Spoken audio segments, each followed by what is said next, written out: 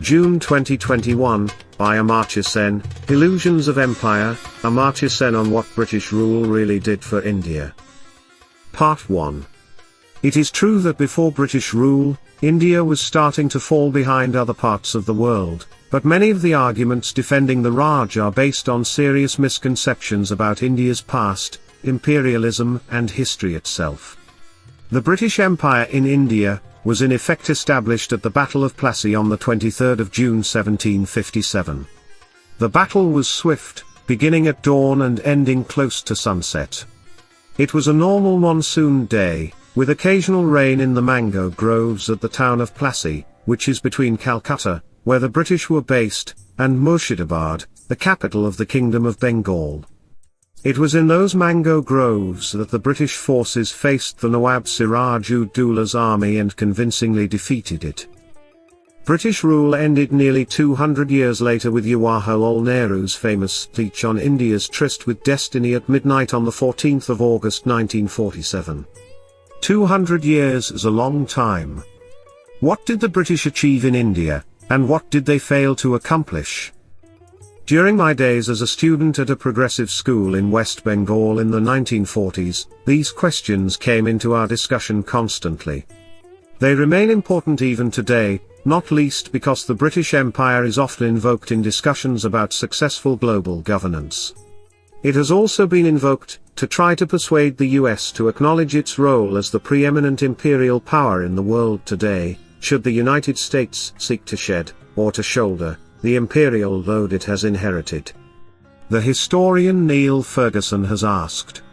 It is certainly an interesting question, and Ferguson is right to argue that it cannot be answered without an understanding of how the British Empire rose and fell, and what it managed to do. Arguing about all this at Santiniketan School, which had been established by Rabindranath Tagore some decades earlier, we were bothered by a difficult methodological question. How could we think about what India would have been like in the 1940s had British rule not occurred at all? The frequent temptation to compare India in 1757, when British rule was beginning, with India in 1947, when the British were leaving, would tell us very little, because in the absence of British rule, India would of course not have remained the same as it was at the time of Plassey.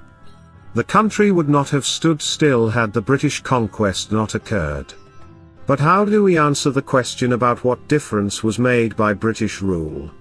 To illustrate the relevance of such an alternative history, we may consider another case, one with a potential imperial conquest, that did not in fact occur. Let's think about Commodore Matthew Perry of the US Navy, who steamed into the Bay of Edo in Japan in 1853 with 4 warships. Now consider the possibility that Perry was not merely making a show of American strength, as was in fact the case, but was instead the advance guard of an American conquest of Japan, establishing a new American empire in the land of the rising sun, rather as Robert Clive did in India. If we were to assess the achievements of the supposed American rule of Japan through the simple device of comparing Japan before that imperial conquest in 1853 with Japan after the American domination ended, whenever that might be, and attribute all the differences to the effects of the American Empire, we would miss all the contributions of the Meiji Restoration from 1868 onwards, and of other globalizing changes that were going on. Japan did not stand still, nor would India have done so.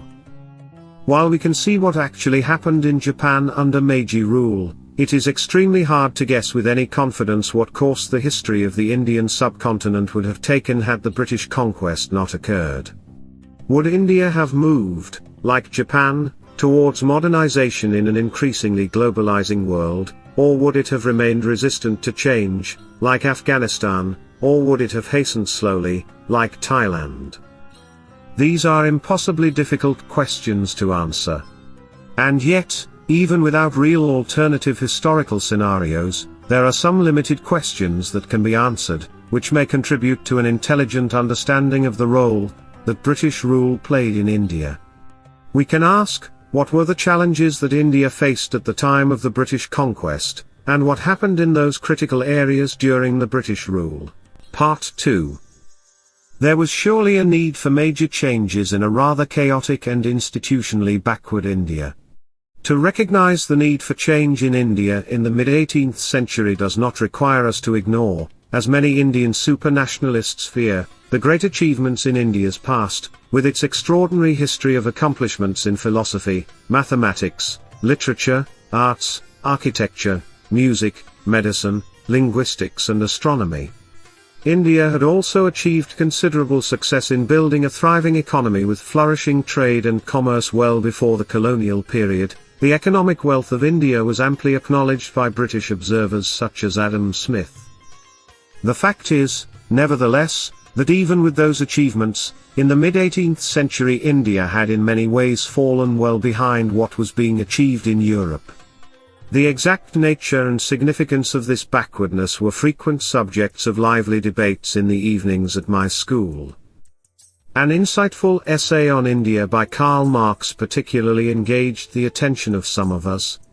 Writing in 1853, Marx pointed to the constructive role of British rule in India, on the grounds that India needed some radical re-examination and self-scrutiny. And Britain did indeed serve as India's primary Western contact, particularly in the course of the 19th century. The importance of this influence would be hard to neglect. The indigenous globalized culture that was slowly emerging in India was deeply indebted not only to British writing, but also to books and articles in other, that is non-English, European languages that became known in India through the British. Figures such as the Calcutta philosopher Ram Mohan Roy, born in 1772, were influenced not only by traditional knowledge of Sanskrit, Arabic and Persian texts, but also by the growing familiarity with English writings. After Roy, in Bengal itself there were also Ishwar Chandra Vidyasagar, Madhusudan Dutta and several generations of Tagores and their followers who were re-examining the India they had inherited in the light of what they saw happening in Europe in the 18th and 19th centuries. Their main, often their only, source of information were the books, usually in English, circulating in India, thanks to British rule.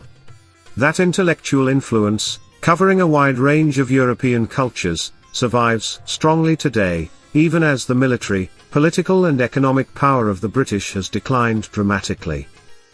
I was persuaded that Marx was basically right in his diagnosis of the need for some radical change in India, as its old order was crumbling as a result of not having been a part of the intellectual and economic globalization that the Renaissance and the Industrial Revolution had initiated across the world, along with, alas, colonialism.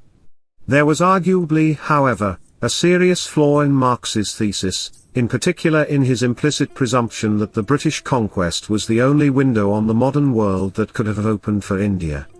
What India needed at the time was more constructive globalization, but that is not the same thing as imperialism. The distinction is important. Throughout India's long history, it persistently enjoyed exchanges of ideas as well as of commodities with the outside world. Traders, settlers and scholars moved between India and further east, China, Indonesia, Malaysia, Cambodia, Vietnam, Thailand and elsewhere, for a great many centuries, beginning more than 2,000 years ago. The far-reaching influence of this movement, especially on language, literature and architecture, can be seen plentifully even today. There were also huge global influences by means of India's open frontier attitude in welcoming fugitives from its early days. Jewish immigration into India began right after the fall of Jerusalem in the 1st century and continued for many hundreds of years. Bigdodi Jews, such as the highly successful Sassoons, came in large numbers even as late as the 18th century. Christians started coming at least from the 4th century, and possibly much earlier. There are colorful legends about this, including one that tells us that the first person St. Thomas the Apostle met after coming to India, in the 1st century was a Jewish girl playing the flute on the Malabar coast. We loved that evocative, and undoubtedly apocryphal, anecdote in our classroom discussions, because it illustrated the multicultural roots of Indian traditions. The Parsis started arriving from the early 8th century, as soon as persecution began in their Iranian homeland. Later in that century, the Armenians began to leave their footprints from Kerala to Bengal. Muslim Arab traders had a substantial presence on the west coast of India from around that time, well before the arrival of Muslim conquerors many centuries later, through the arid terrain in the northwest of the subcontinent. Persecuted Baha'is from Iran came only in the 19th century. At the time of the Battle of Plassey, there were already businessmen, traders and other professionals from a number of different European nations well settled near the mouth of the Ganges. Being subjected to imperial rule is thus not the only way of making connections with, or learning things from, foreign countries. When the Meiji Restoration established a new reformist government in Japan in 1868, which was not unrelated to the internal political impact of Commodore Perry's show of force a decade earlier, the Japanese went straight to learning from the West without being subjected to imperialism. They sent people for training in the US and Europe, and made institutional changes that were clearly inspired by Western experience. They did not wait to be coercively globalized via imperialism.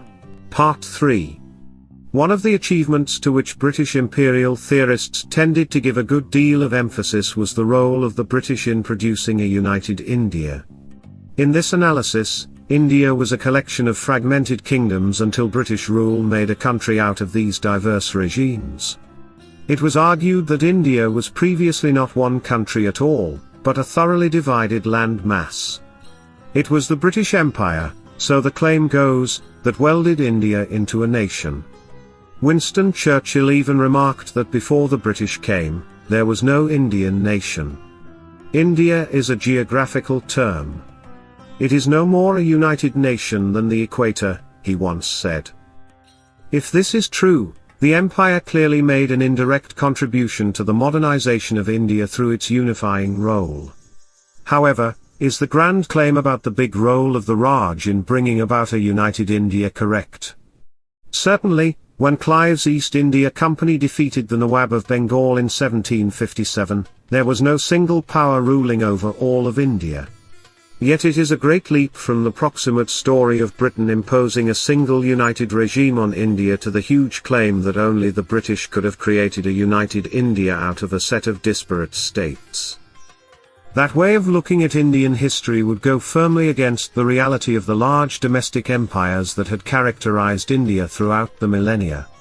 The ambitious and energetic emperors from the 3rd century BC did not accept that their regimes were complete until the bulk of what they took to be one country was united under their rule. There were major roles here for Ashoka Maurya, the Gupta emperors, Alauddin Khalji, the Mughals and others. Indian history shows a sequential alternation of large domestic empires with clusters of fragmented kingdoms. We should therefore not make the mistake of assuming that the fragmented governance of mid-18th century India was the state in which the country typically found itself throughout history, until the British helpfully came along to unite it. Even though in history textbooks the British were often assumed to be the successors of the Mughals in India, it is important to note that the British did not in fact take on the Mughals when they were a force to be reckoned with. British rule began when the Mughals' power had declined, though formally even the Nawab of Bengal, whom the British defeated, was their subject. The Nawab still swore allegiance to the Mughal emperor, without paying very much attention to his dictates. The imperial status of the Mughal authority over India continued to be widely acknowledged even though the powerful empire itself was missing. When the so-called Sepoy Mutiny threatened the foundations of British India in 1857, the diverse anti-British forces participating in the joint rebellion could be aligned through their shared acceptance of the formal legitimacy of the Mughal emperor as the ruler of India. The emperor was, in fact, reluctant to lead the rebels, but this did not stop the rebels from declaring him the emperor of all India. The 82-year-old Mughal monarch, Bahadur Shah II, known as Zafar, was far more interested in reading and writing poetry than in fighting wars or ruling India. He could do little to help the 1,400 unarmed civilians of Delhi whom the British killed as the mutiny was brutally crushed, and the city largely destroyed. The poet-emperor was banished to Burma, where he died. As a child growing up in Burma in the 1930s, I was taken by my parents to see Zafar's grave in Rangoon, which was close to the famous Shwedagon Pagoda. The grave was not allowed to be anything more than an undistinguished stone slab covered with corrugated iron. I remember discussing with my father how the British rulers of India and Burma must evidently have been afraid of the evocative power of the remains of the last Mughal emperor. The inscription on the grave noted only that Bahadur Shah was ex-king of Delhi, no mention of empire in the commemoration. It was only much later, in the 1990s, that Zafar would be honoured with something closer to what could decently serve as the grave of the last Mughal emperor. Part 4. In the absence of the British Raj, the most likely successors to the Mughals would probably have been the newly emerging Hindu Maratha powers near Bombay, who periodically sacked the Mughal capital of Delhi and exercised their power to intervene across India. Already by 1742, the East India Company had built a huge Maratha ditch at the edge of Calcutta to slow down the lightning raids of the Maratha cavalry, which rode rapidly across 1,000 miles or more. But the Marathas were still quite far from putting together anything like the plan of an all-India empire. The British, by contrast, were not satisfied until they were the dominant power across the bulk of the subcontinent, and in this they were not so much bringing a new vision of a united India from abroad as acting as the successor of previous domestic empires. British rule spread to the rest of the country from its imperial foundations in Calcutta, beginning almost immediately after Plassey. As the company's power expanded across India, Calcutta became the capital of the newly emerging empire, a position it occupied from the mid-18th century until 1911, when the capital was moved to Delhi. It was from Calcutta that the conquest of other parts of India was planned and directed. The profits made by the East India Company from its economic operations in Bengal financed, to a great extent, the wars that the British waged across India in the period of their colonial expansion. What has been called the financial bleeding of Bengal began very soon after Plassey. With the Nawabs under their control, the company made big money not only from territorial revenues, but also from the unique privilege of duty-free trade in the rich Bengal economy, even without counting the so-called gifts that the company regularly extracted from local merchants. Those who wish to be inspired by the glory of the British Empire would do well to avoid reading Adam Smith's The Wealth of Nations, including his discussion of the abuse of state power by a mercantile company which oppresses and domineers in the East Indies. As the historian William Dalrymple has observed, the economic figures speak for themselves. In 1600, when the East India Company was founded, Britain was generating 1.8% of the world's GDP, while India was producing 22.5%. By the peak of the Raj, those figures had more or less been reversed. India was reduced from the world's leading manufacturing nation to a symbol of famine and deprivation. While most of the loot from the financial bleeding accrued to British company officials in Bengal, there was widespread participation by the political and business leadership in Britain. Nearly a quarter of the members of Parliament in London owned stocks in the East India Company after Plassey. The commercial benefits from Britain's Indian Empire thus reached far into the British establishment. The robber-ruler synthesis did eventually give way to what would eventually become classical colonialism, with the recognition of the need for law and order and a modicum of reasonable governance. But the early misuse of state power by the East India Company put the economy of Bengal under huge stress. What the cartographer John Thornton, in his famous chart of the region in 1703, had described as the rich kingdom of Bengal experienced a gigantic famine during 1769-70. Contemporary estimates suggested that about a third of the Bengal population died. This is almost certainly an overestimate. There was no doubt, however, that it was a huge catastrophe, with massive starvation and mortality, in a region that had seen no famine for a very long time. This disaster had at least two significant effects. First, the inequity of early British rule in India became the subject of considerable political criticism in Britain itself.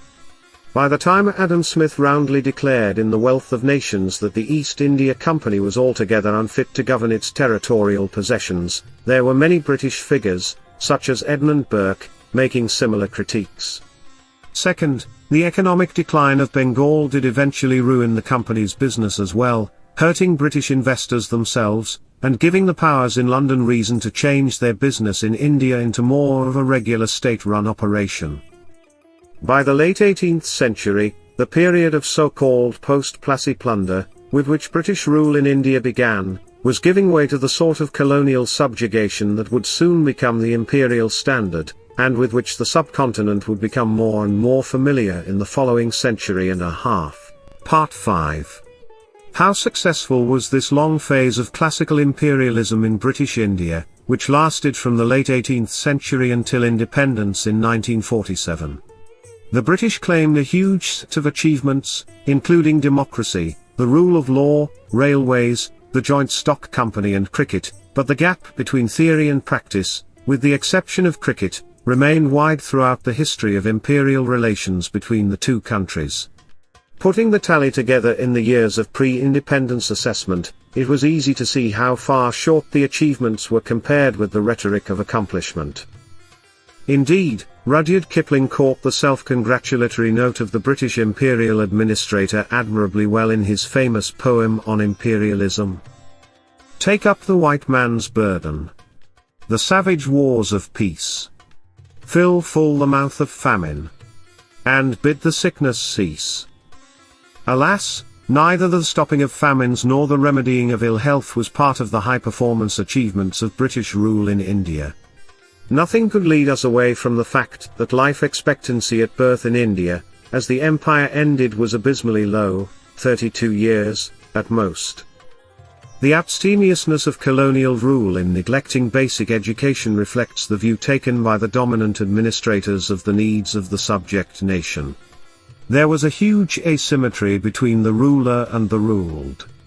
The British government became increasingly determined in the 19th century to achieve universal literacy for the native British population. In contrast, the literacy rates in India under the Raj were very low. When the empire ended, the adult literacy rate in India was barely 15%. The only regions in India with comparatively high literacy were the native kingdoms of Travancore and Cochin, formerly outside the British Empire, which, since independence, have constituted the bulk of the state of Kerala. These kingdoms, though dependent on the British administration for foreign policy and defence, had remained technically outside the empire and had considerable freedom in domestic policy, which they exercised in favour of more school education and public health care. The 200 years of colonial rule were also a period of massive economic stagnation, with hardly any advance at all in real GNP per capita. These grim facts were much aired after independence in the newly liberated media, whose rich culture was in part, it must be acknowledged, an inheritance from British civil society. Even though the Indian media was very often muzzled during the Raj, mostly to prohibit criticism of imperial rule, for example at the time of the Bengal famine of 1943, the tradition of a free press, carefully cultivated in Britain, provided a good model for India to follow as the country achieved independence.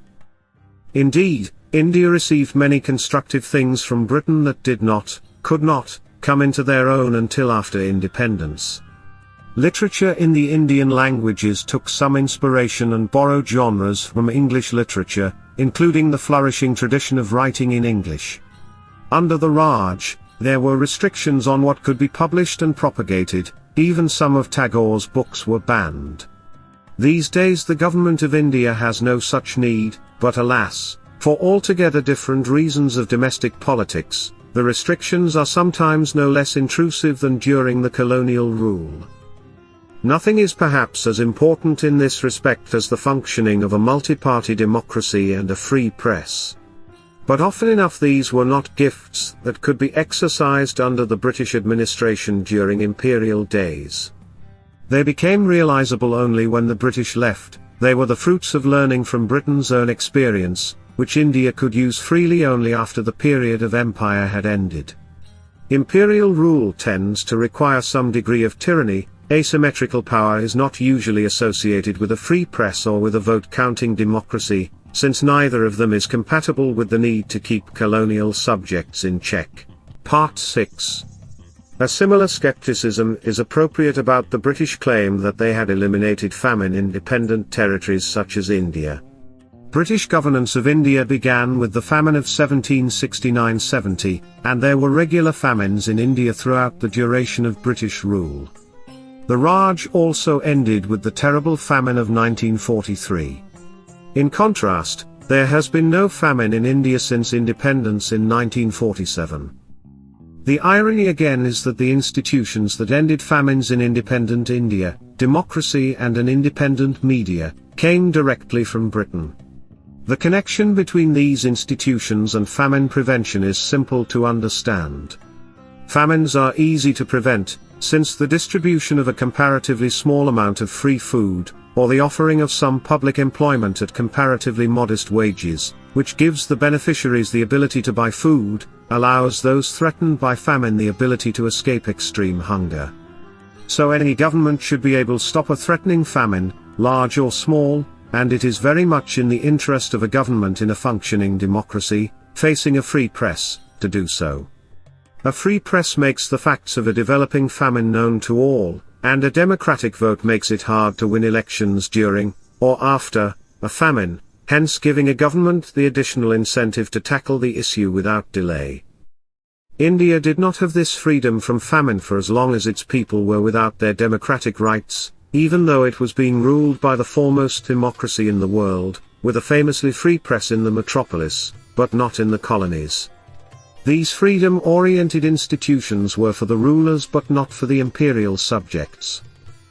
In the powerful indictment of British rule in India that Tagore presented in 1941, he argued that India had gained a great deal from its association with Britain, for example, from discussions centered upon Shakespeare's drama and Byron's poetry and above all, the large-hearted liberalism of 19th-century English politics.